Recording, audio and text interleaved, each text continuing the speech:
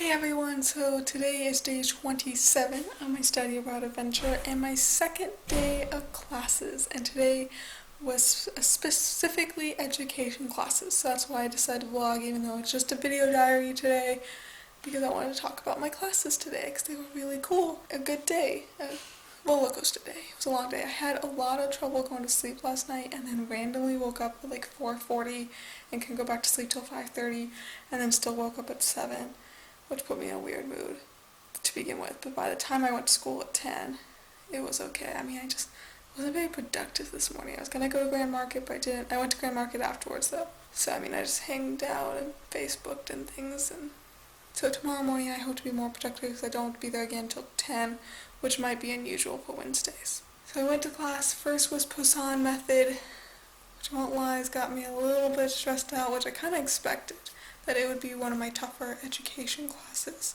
And so Poisson is the last name of the mathematician who invented this method, and he is a child prodigy. He wrote a theorem when he was 15 that is famous within the graph theory community. I'll have to check that. And he is still alive because he was born in like 1946. He's in his 60s or something, to where we might actually meet him at one of the math camps. We might meet this famous mathematician, which I'm really stoked about. Like, that's really cool for what I do. Like, if you're an actor and you end up meeting an actress, I'm a math person, I'm going to meet a mathematician. So, I hope so. He makes it sound like we will, but who knows? I don't want to get too excited and then it's like, oh, this is the one day he didn't come, So doing his method, and so what the teacher doing though is he's doing it on us, like we're experiencing this method, and then we might talk about it a little bit, but like we're actually doing it, and then we can apply it. I think we do have to make our own problems, but he was going to talk about that more in a couple weeks when we got more into it. So first thing he does is give us 4 problems and 1 difficult problem, and we can work as pairs. He doesn't want more larger than pairs by yourself. And then the hard thing is he doesn't even just want an answer, he wants us to prove it. At least have reasoning, which is good for a college level. I don't know exactly if I would have younger kids. At least thinking in the way it proves. I might have them explain their reasoning, would be the language I'd use instead of proofs. But so it was tough. 2 of them aren't exactly homework, but we are going to talk about them on Thursday, so I need to go over them eventually, because I didn't have the answer.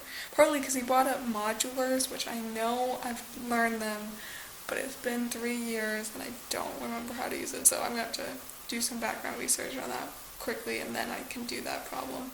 And we talked about 2 other ones, and they're tough. These are generally tough problems. Like, these are very hard. And every week we will have a homework assignment, like 1 problem that we have a week to do. But we have to type it up in LaTeX.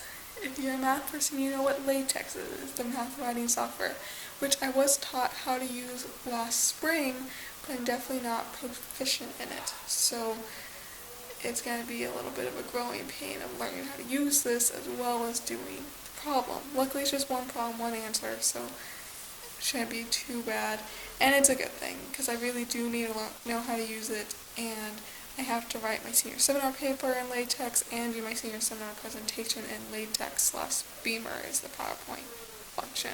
So it's all good. And we email it to him, he has a website, all that fun jazz. He's lots of fun, very exciting. But it's going to be tough, and that's okay. I'm very excited to be learning the method, and I'm more excited about when we actually talk about it.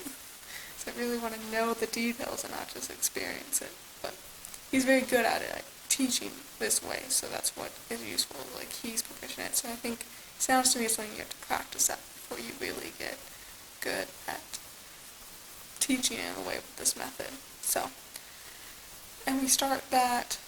This is the nice thing. So my education classes are not working like math class, but we're going to actually do a 90-minute block straight in a row. Since we're pretty much giving problems and we're practicing in class, so don't really want to take a break in the middle of thinking hard through a problem. So we are going to start at 10:15 and finish at 11:45. So then I would have a half an hour for lunch, but then problem solving, we've agreed to start at 12:30, so we have 45 minutes for lunch now instead of 15. It makes me feel so much better. I'm less stressed out about that now that I'll have 45 minutes for lunch on Tuesday. Probably still only have 15 minutes. Maybe we're going to talk about my gaming class actually tomorrow, so maybe we can talk into 12:30 as well, so then I'll have 30 minutes. But anything more than 15 is very short. So I have 30 minutes for lunch, and then Thursday we start at 12:30 to 2. So again, I'll have 30 minutes, maybe 45 minutes for lunch on Thursday. So I feel much better. So yeah, then we started problem solving. He was a little bit late because he forgot his PR, so we did actually start at 12:30, but we finished about 2:52, just because of how the class went. We finished early. And problem solving is my class I'm most excited about because this is the thing. It's very much like the Posa method of he's going to give us problems and we're going to practice solving them. And then again, we have to create our own later on and do it. I mean, when he was talking about the Posa method, he's like, it's pretty much a problem solving class. So essentially we have problem solving 2 days after 2 classes in a row, both Tuesday and Thursday, which is why my hashtag today, problems for days, is because I'm going to have problems for days, but not like bad problems, math problems. He gave us 4, and so for that one homework, he's going to give 5 problems every week, but you have to complete 3. And they can be handwritten or typed to me, it sounds like, and we can email or we can hand it in. So he's less specific about how it's done, but it's kind of the same idea. So he gave us 4 problems. Yeah, 4 problems to work on. Oh, 2 problems. He gave us 2 problems. See, I'm already getting them confused. This is bad. 2 problems to work on, and we worked in 3 people on it. And the first problem was you have a 9x9 square, and you have 20 4x4 squares, and you want to cover as many of those squares on the big 9x9 as possible, and when you overlap, that still only counts as 1. So one of my partners figured that one out. I was definitely manipulating and trying, but he caught it first, so we got that one. There's a couple of different ways to do it, but essentially the same thing. And then the second one was the fun one that I was getting the hang of. It was graph theory idea of so you have a country who wants to start doing airports, but each city can only have 3 flights leaving from it. 3 flights coming in, 3 flights going out. So 3 lines to each dot if you coordinate, if you want to talk about in graph theory way. And then, so I could have one city and it connects to 3 other cities. And then, but the thing is, you don't want any city to be more than 2 flights away. So my original city can then go to another city that each one of those are connected to, but yet all of those also need to be 2 flights away from every other city. It sounds complicated, but when you could actually write it out, it gets easier. I mean, my 2 partners definitely were very complex by it for a little while. I'm like, you just need to draw a dart and start going, which worked to give me the idea, but really you should set a number of dots and then start drawing lines to make sure it will work. And so I was really into it. I even was feeling like I was getting a logic behind it. I was really excited. And then he crushed my dreams. I was going to come home and work on this problem some more, and then he crushed my dreams, and he told me the answer, so it's fine. But we all thought it was 8 cities. It was like, what's the maximum? We all got 8, and we got the same idea of graph, or 2 different types of graph, which works. 8 works. 9 does not work, but this is where he crushed me, was 10 worked, and I thought 10 did not work. So, and then the reasoning was very different than what I was thinking, so I couldn't go on with my thought process.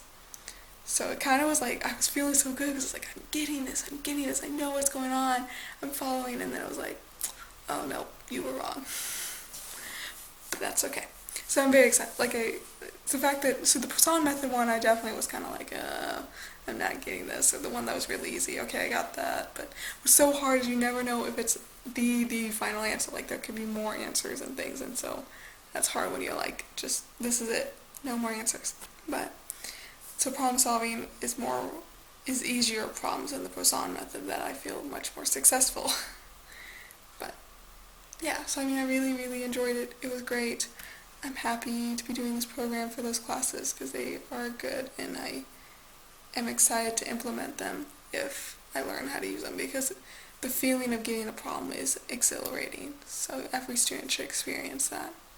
So after that, also today, in between the two classes, I picked up my goodies from the BSME office, which here's a picture of my t-shirt and my bag. I'm very, very excited. I like them a lot. And I got to use my bag after class when I went to the Grand Central Market to get my veggies and potatoes. So, and then I came back and literally have done nothing. But it's been a long day. I feel like when you start adulting, as the internet is calling it, adulting, because I'm going to class, I'm feeding myself and shopping for food and everything, my days just get so long. Like all these little things and moving around and riding the metro. Like it's just now after 9 o'clock, which normally would be super early for me because I stay up ridiculously late. I feel like my day has been going on forever, and my attitude and emotions have gone up and down all day. Like, I feel like I've been on a roller coaster of emotions all day, and it just makes the day even longer. So, but I am happy. I am having a wonderful time. I am enjoying my classmates. I had a fun conversation with my roommates at dinner tonight, and life is good. City's still amazing. Funny thing is, so I'm wearing no sleeves and shorts today still, even though I guess it was 69 maybe.